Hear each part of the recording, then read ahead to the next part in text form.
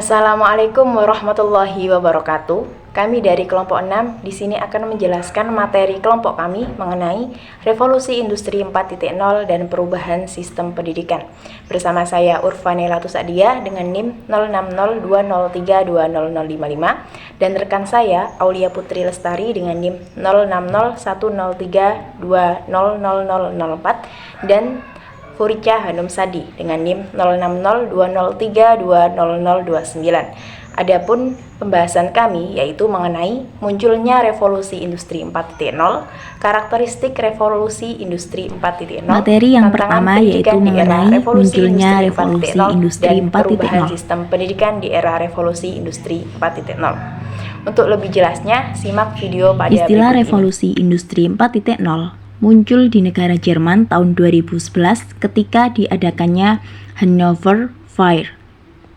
Revolusi industri 4.0 menandai serangkaian perubahan sosial, politik, budaya, dan ekonomi yang akan berlangsung selama abad ke-21.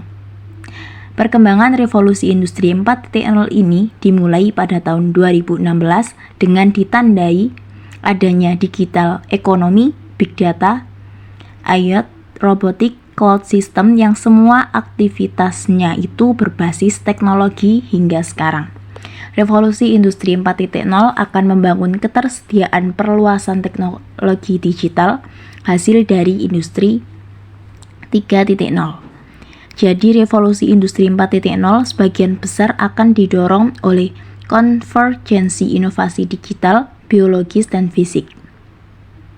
Revolusi industri 4.0 ini muncul ditandai dengan adanya terobosan-terobosan baru di bidang teknologi, seperti kecerdasan buatan atau artificial intelligence, internet untuk segala atau Internet of Things, kendaraan otomatis, pencetakan 3 dimensi, nanoteknologi, bioteknologi, sains material, penyimpanan energi, serta komputasi kuantum.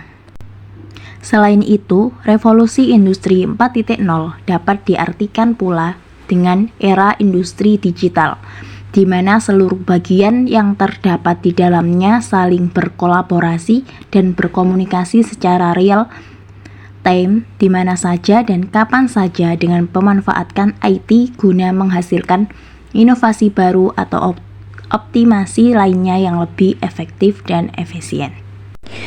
Baik, selanjutnya saya akan menjelaskan mengenai karakteristik revolusi industri 4.0. Nah, sebagai sebuah revolusi transformasi dalam industri, revolusi industri 4.0 ini dikarakterisasi dalam berbagai macam aspek. Yang pertama, integrasi vertikal dalam lingkup penciptaan rantai nilai dan sistem produksi cerdas. Yang kedua, integrasi horizontal melalui rantai nilai dengan mitra rantai pasokan. Yang ketiga, integrasi rekayasa sepanjang siklus produk mengacu kepada integrasi terotomasi dan digitalisasi sepanjang seluruh rantai pasokan produk, mulai dari perancangan produk, proses produksi, dan distribusi, hingga akhir siklus produk. Lalu yang keempat, akselerasi proses bisnis berbasis teknologi cerdas. Selanjutnya, materi yang ketiga yaitu mengenai tantangan pendidikan di era industri 4.0. Revolusi industri adalah terjadinya proliferasi pencatatan yang mulanya dilakukan dengan manual menuju pencatatan oleh komputer secara otomatis di semua bidang. Untuk menghadapi era industri 4.0 ini dibutuhkan pendidikan yang dapat membentuk generasi yang berdaya saing, sehingga tentunya diperlukan pula sumber daya manusia yang berwawasan unggul, profesional, visioner, serta percaya diri. Untuk memasuki era industri 4.0 ini, pendidikan di Indonesia menghadapi tantangan yang besar. Di antaranya yaitu usaha pemerataan, perluasan akses, peningkatan mutu, relevansi, daya saing, dan efisiensi manajemen pendidikan maupun optimalisasi sumber daya serta terwujudnya pencitraan publik. Setelah memahami mengenai materi tantangan pendidikan di era industri 4.0, selanjutnya pada materi yang terakhir akan menjelaskan mengenai perubahan sistem pendidikan di era industri 4.0. Pendidikan 4.0 adalah respon terhadap kebutuhan revolusi industri 4.0, yang dimana manusia dan teknologi diselaraskan untuk menciptakan peluang-peluang baru dengan kreatif dan inovatif. Nah, ada 9 tren atau perubahan sistem pendidikan di era industri 4.0 ini. Di antaranya yaitu yang pertama, belajar di tempat dan waktu yang berbeda. Karena hadirnya e-learning akan memfasilitasi peserta didik untuk belajar jauh dan mandiri. Untuk poin yang kedua yaitu pembelajaran individual. Siswa akan belajar dengan peralatan belajar yang adaptif dengan kemampuannya. Poin yang ketiga yaitu siswa memiliki pilihan dalam menentukan bagaimana mereka belajar. Nah, meskipun mata pelajaran yang diajarkan bertujuan yang sama, cara menuju tujuan itu dapat bervariasi bagi setiap siswa. Untuk poin yang keempat yaitu pembelajaran berbasis proyek. Siswa saat ini sudah harus dapat beradaptasi dengan pembelajaran berbasis proyek. Hal ini menunjukkan bahwa mereka harus belajar bagaimana menerapkan keterampilan mereka dalam waktu jangka pendek ke berbagai situasi yang ada.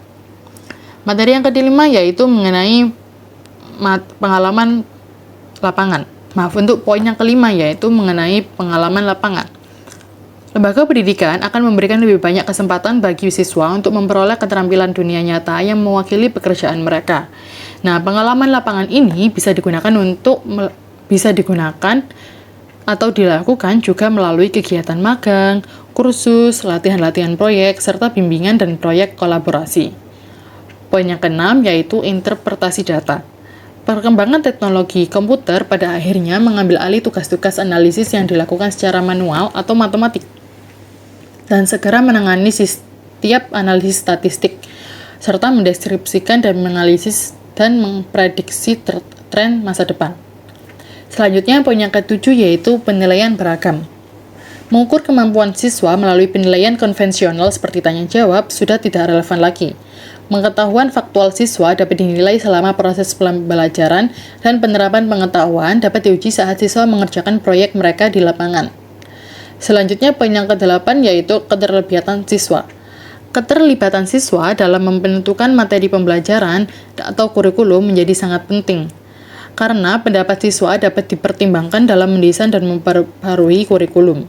Nah, masukan mereka dapat membantu perancang kurikulum untuk menghasilkan kurikulum kontemporer, mutakhir, dan bernilai guna tinggi. Untuk poin yang terakhir yaitu monitoring.